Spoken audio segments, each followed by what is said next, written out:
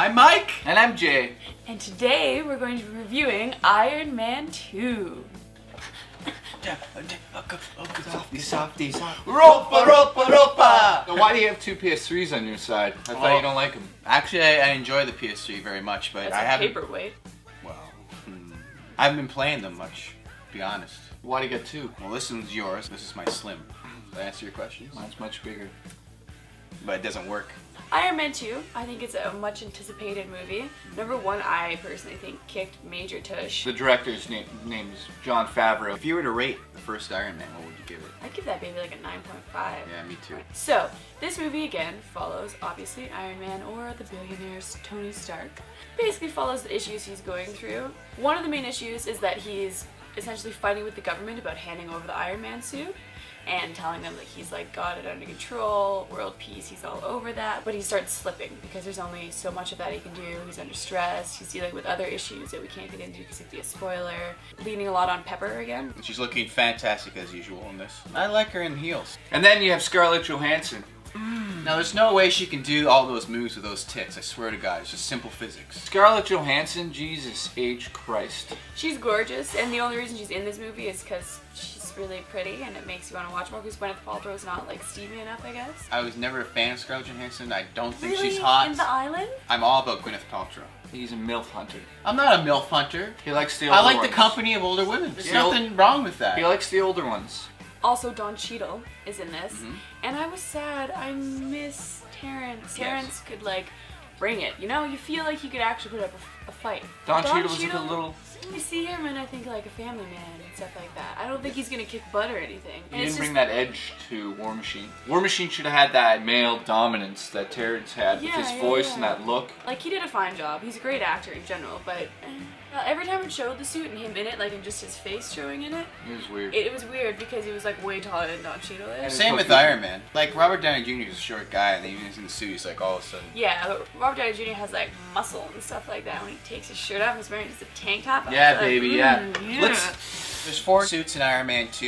You get 3 in action? 3. Yeah, there's one that he doesn't wear. And then there's the briefcase suit that you see in the trailer, which is so freaking cool when he puts on, and the anticipation from him getting it because he's getting attacked by, you guessed it, because it's in the trailer. Whiplash. And Jon Favreau, his security guard, and Pepper, Gwyneth Paltrow, are rushing to go save him when they have the briefcase.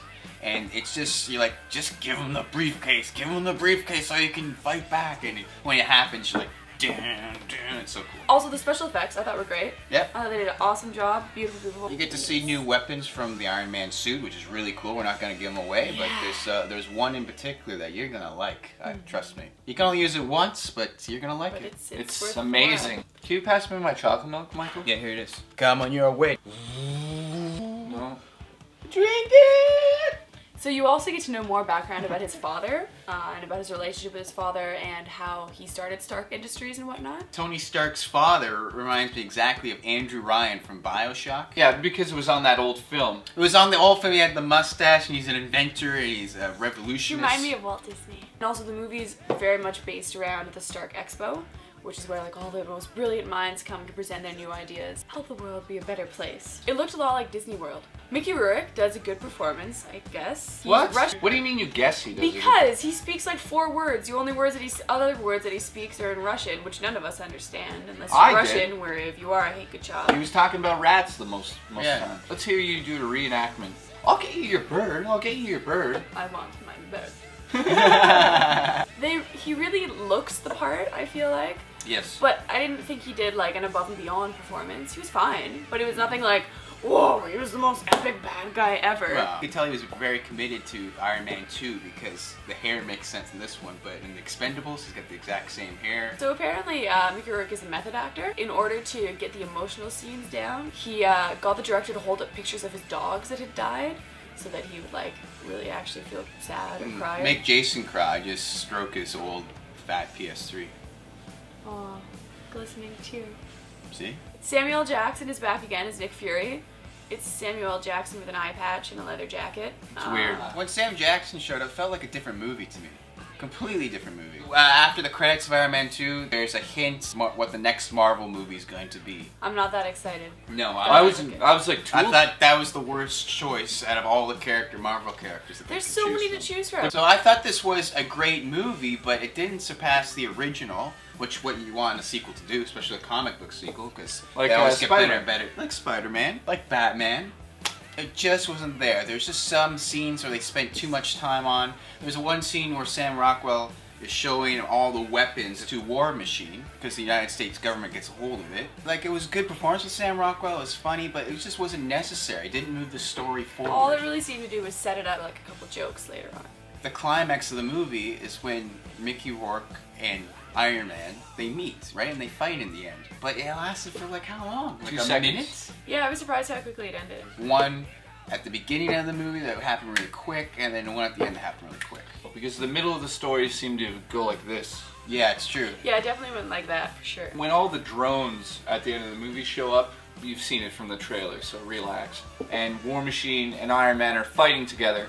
It's an exciting sequence, but it's something about it that just seemed just not Rushed? good enough. It seemed Rushed. something was not Like right. I was all like, oh, this is going to be good. Anticlimactic. I feel like the storyline just wasn't as epic as the first That's one. what I'm saying. Like Yeah, the I entire agree. time of the other one, I was like, wow, where's this one? It was like, There wasn't enough memorable moments. There's too much Downey Jr. joking around in this movie. I know Yeah. everyone loves it, Right. but it seems to like make the story soggy. I agree with that, because you don't really see him in the Iron Man suit that much. And there's even some scenes where you see him when he's got it up and he's drinking, and like that's kind of...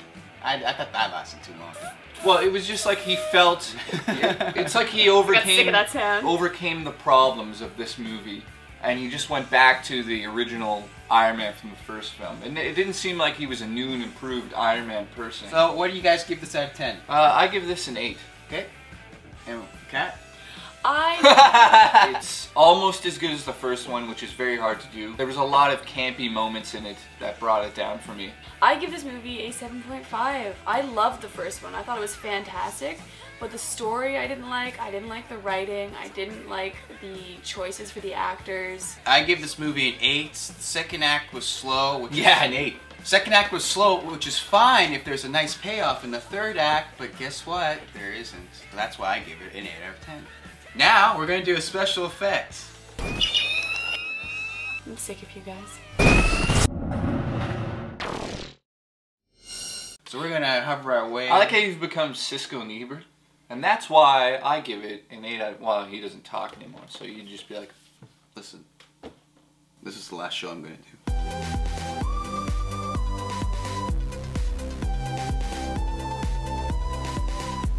3 kilobytes.